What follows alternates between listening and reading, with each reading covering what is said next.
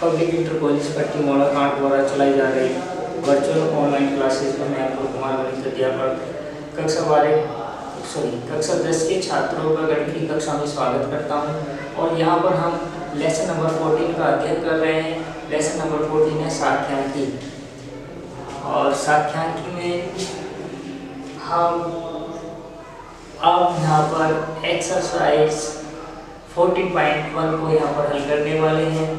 Exercise 40.1 और ये lecture number है 32 के अंतर्गत हम एक्सरसाइज 40.1 को यहाँ पर करने वाले हैं। और इससे पहले लेक्चर में जो हमें जाना है वो माध्य को कैलकुलेट करने की विधियों के बारे में जाना है। एक प्रत्यक्ष विधि होती है, दूसरी क्या होती है कल्पित माध्य विधि होती है, और तीसरी होती है पद विचलन विधि। तो मैं वहाँ पर बात डिस्कस कर देता हूँ यहाँ पे प्रत्यक्ष विधि। तो प्रत्यक्ष विधि में हमारे पास x बार क्या होता है sigma fi xi over sigma fi होता है। और कल्पित माध्य विधि में जो x बार होता है वो होता है a plus sigma fi di over sigma fi, जहाँ di बराबर होता है हमारे पास xi माइनस a, ठीक है ना। और ये तो हो गया कल्पित माध्य विधि। और फिर तीसरा अभी जो हमने पढ़ा था पद विचलन विधि। तो पद विचलन विधि में x बार जो होता है हमारे पास वो होता है a plus h into sigma fu i over sigma fi। यहाँ ui क्या होता है हमारे पास ui होता है xi minus a over h। और जहाँ h क्या होता है वर्गमाप होती है, क्या होता है h बराबर होती है वर्गमाप। और वर्गमाप कैसे निकाली जाती है, वर्गमाप जो होती है वो ऊपरी वर्ग सीमा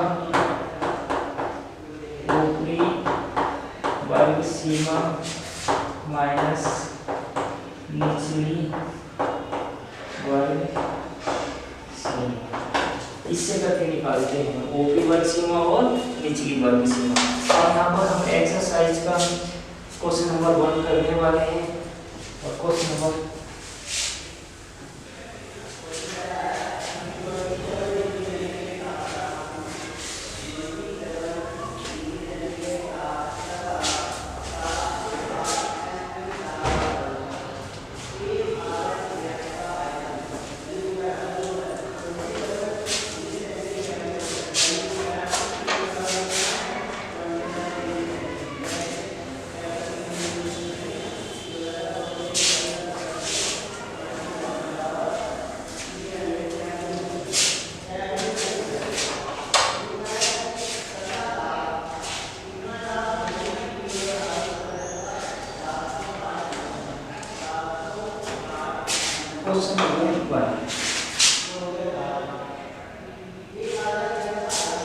एक सारणी रखिए, उस सारणी को मैं यहाँ पे बना देता हूँ। प्लस में एक सारणी दे रखी है और उसको यहाँ पर हम बना देते हैं।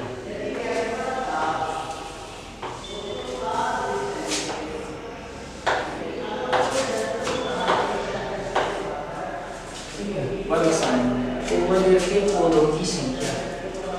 यहाँ पर है पौधों की संख्या और नीचे दे रखा है घरों की संख्या।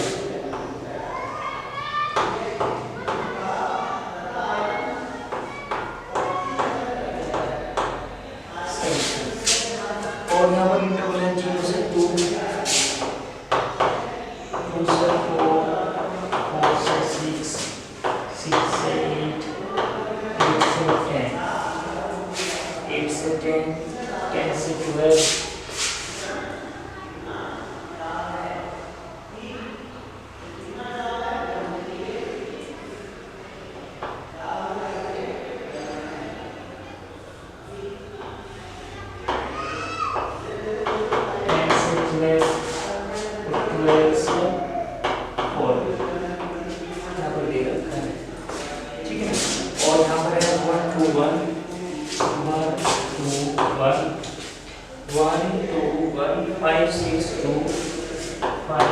6 2 3 5 6 2 3।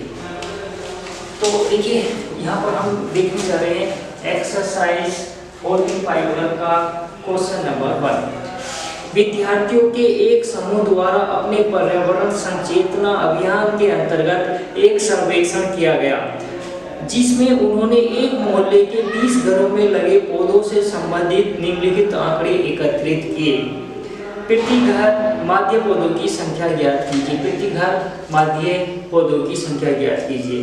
तो देखिए यहाँ पर जो एक प्रयोग था ये था कि विद्यार्थियों के द्वारा पर्यावरण संचेतना के रूप में, ठीक है ना, अभियान के अंतर्गत सर्वेक्षण किया गया।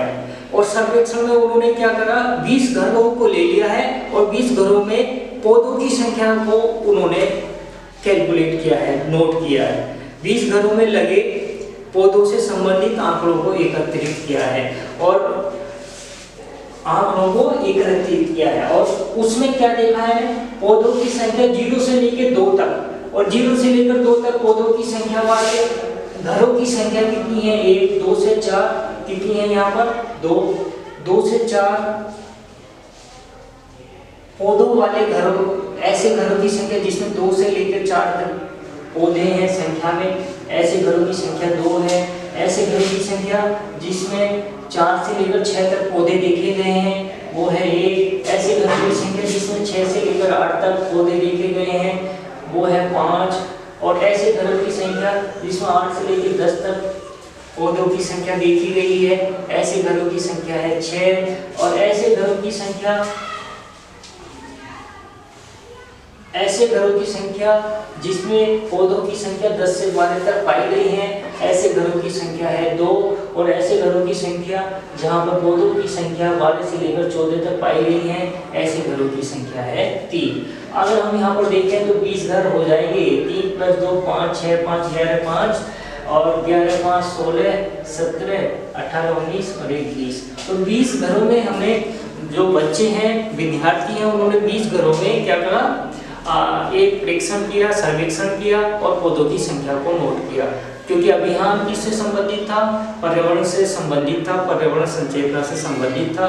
तो उन्होंने 20 घरों को चुनकर 20 घरों में लगे पौधों की संख्या को वहां पर नोट किया और उसका डाटा तैयार किया। अब वो डाटा ये है।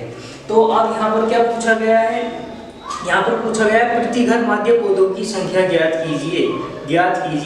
माध्य ज्ञात करने के लिए आप किस विधि का प्रयोग करेंगे और क्यों करेंगे। तो देखिए चूंकि डाटा बहुत लघु रूप में दे रखा है, यहाँ पर संख्या छोटी छोटी है, तो हम यहाँ पर इसमें प्रत्यक्ष विधि का प्रयोग करेंगे। और अगर हम कल्पित विधि का प्रयोग करते हैं तो अगर हमारे पास डाटा बड़ी बड़ी वैल्यू के रूप में होता है तो वहाँ पर कल्पित विधि, जिसे कल्पित माध्य विधि भी कहते हैं, उससे या पग विचलन विधि से हम वहाँ पर उसको कैलकुलेट करेंगे। तो यहाँ पर हम क्या करना चाहेंगे, हम इस प्रश्न को प्रत्यक्ष विधि से हल करना चाहेंगे, ठीक है ना। क्यों, क्योंकि हमारे पास डाटा यहाँ पर बहुत बड़ी बड़ी संख्याओं के रूप में नहीं है, एक लघु रूप में है, तो यहाँ पर हम उसी से करना चाहेंगे। तो अब यहाँ पर औसत प्रत्येक घर में औसत पौधों की संख्या को यहाँ पर कैलकुलेट करेंगे। तो देखिए यहाँ पर क्या ज्ञात करना है हमें, सॉल्यूशन लिख देता हूँ। तो ये हमारे पास क्या थी, प्रश्न सारणी थी, यहाँ पर सॉल्यूशन लिखता हूँ। ये प्रश्न में दी गई